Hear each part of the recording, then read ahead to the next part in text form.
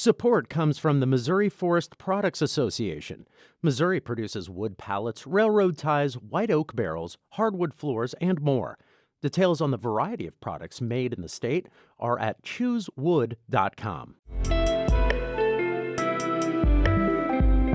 It's Wednesday, December 15th. This is The Gateway. I'm Wayne Pratt. Missouri will be redrawing the state's 8 congressional districts during the 2022 legislative session. Some Republicans believe there won't be many changes on the new map.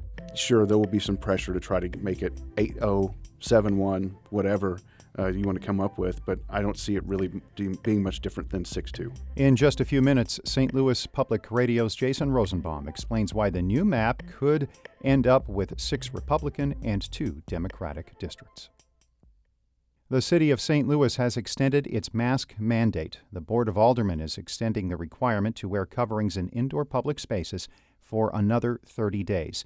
Members are taking that step because of a recently enacted state law requiring continuous legislative approval of certain COVID-19 measures. Alderwoman Christine Ingracia says the city is in a different situation than counties or school districts targeted by Missouri's Attorney General. I can't speak for why the Attorney General is suing on the issues that he's suing on. I have absolutely no idea what he's doing. But because we are a charter city and because we have been extending these every 30 days, we are in compliance. That's my understanding. St. Louis County scrapped its mask mandate last week. Board of Aldermen members have also given final approval to a redistricting plan that changes how city residents will be represented. St. Louis Public Radio's Jason Rosenbaum reports. The new plan shrinks the number of wards from 28 to 14 by 2023, and that means some aldermen could run against each other when all the new wards are up for election in 2 years. Even though the map went through a number of revisions, it managed to pass out of the Board of Aldermen without any no votes. St. Louis Board of Aldermen President Louis Reed said that his colleagues were able to come to an agreement when other legislative bodies failed at redistricting. You guys have done something historic here today. When you think about what you've just done in terms of cutting the wards in half. The map now goes to St. Louis Mayor Tashara Jones. I'm Jason Rosenbaum, St. Louis Public Radio. Some elected officials, including Illinois Governor J.B. Pritzker, are questioning whether current building codes are enough to protect against powerful storms, especially following last week's deadly tornadoes. As St. Louis Public Radio's Shayla Farzan reports, there are few regulations in Missouri or Illinois related to tornado safety.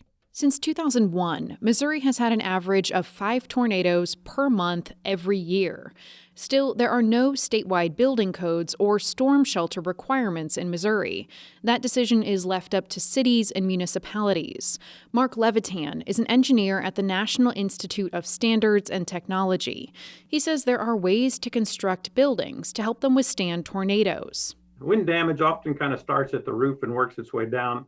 And so the most important thing from that standpoint is making sure that the roof is well connected to the walls. Unlike Missouri, Illinois does have a requirement on the books that all new school buildings have storm shelters. I'm Shayla Farzan, St. Louis Public Radio. Ameren, Missouri is planning to close its Rush Island coal plant in Festus earlier than anticipated. The announcement follows a federal judge's ruling that the company violated the Clean Air Act. Andy Knott is Central Region Director of the Sierra Club's Beyond Coal campaign. Today's announcement by Ameren to retire Rush Island, will save hundreds of lives and will also reduce asthma attacks by the thousands in this region. Ameren says yesterday's decision comes after weighing legal options and considering the impact on customer costs and system reliability. St. Louis Lambert International Airport now has nonstop flights to Frankfurt, Germany. As St. Louis Public Radio's Corinne Ruff reports, the airport and businesses have been working to secure a direct flight to Europe for years. For as long as Rhonda Homney-Brugge has been Lambert's airport director, people have been asking her for a nonstop flight to Europe. Now there is, for the first time in about 2 decades. Lufthansa will operate about 3 flights a week to Frankfurt, Germany, starting in June. Hamdi says the key to unlocking the deal now was that business groups and politicians worked collectively with the airport to come up with an incentive package. We've never had that kind of support. We've never had that regional. We've had bits and pieces, but we've never had a collaborative effort like this. The St. Louis County Port Authority, Greater St. Louis Inc., and local corporations have committed up to $5 million over 2 years in incentives to Lufthansa. The airport also agreed to cover the cost of landing fees for 18 months. I'm Corinne Ruff, St. Louis Public Radio.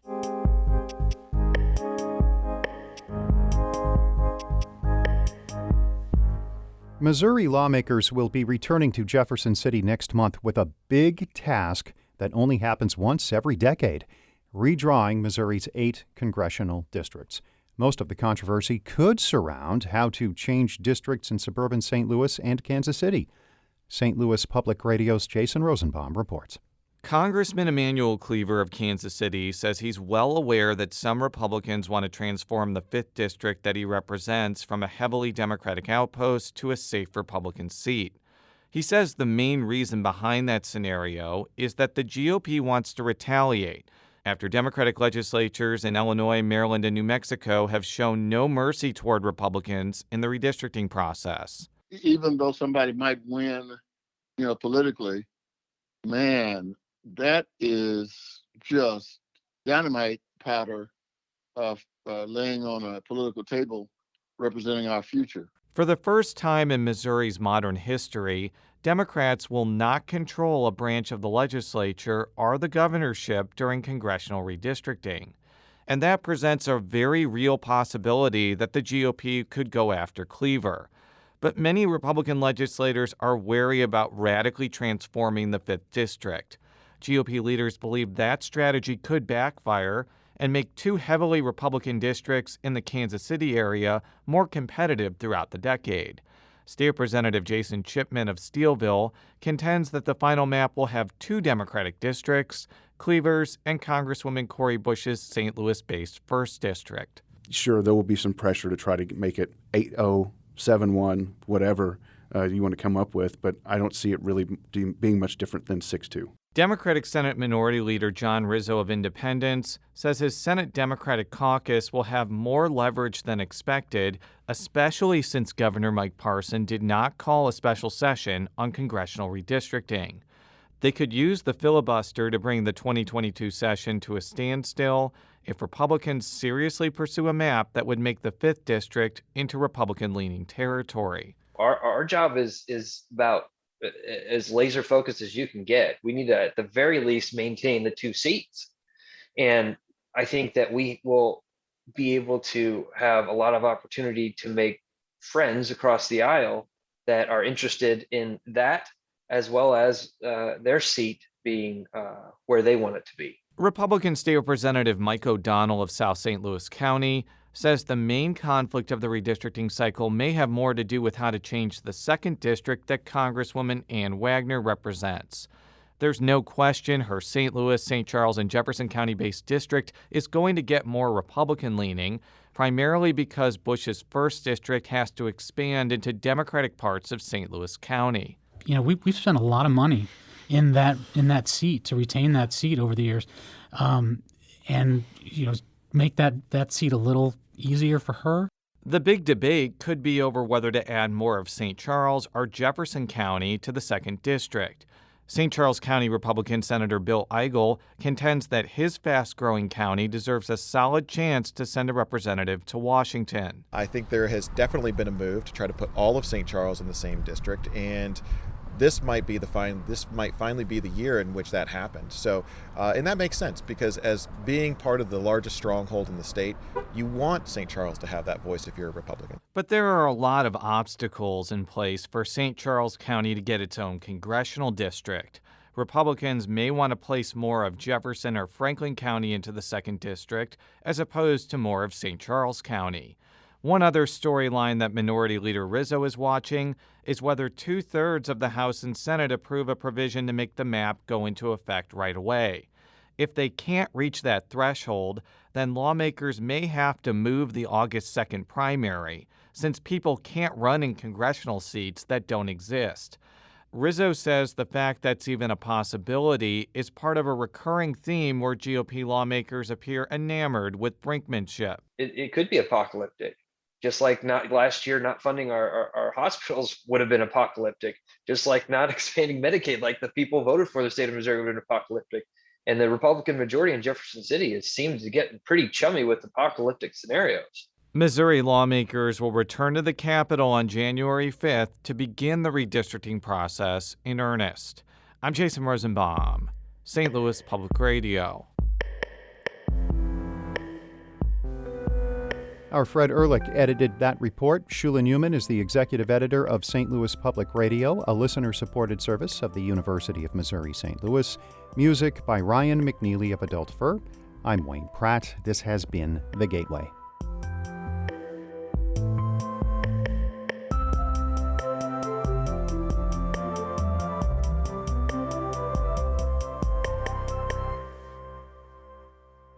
Support comes from Missouri Forest Products Association, committed to sustainable and sound conservation of the state's forests, which support more than 41,000 Missouri jobs, resulting in a $10 billion industry. ChooseWood.com.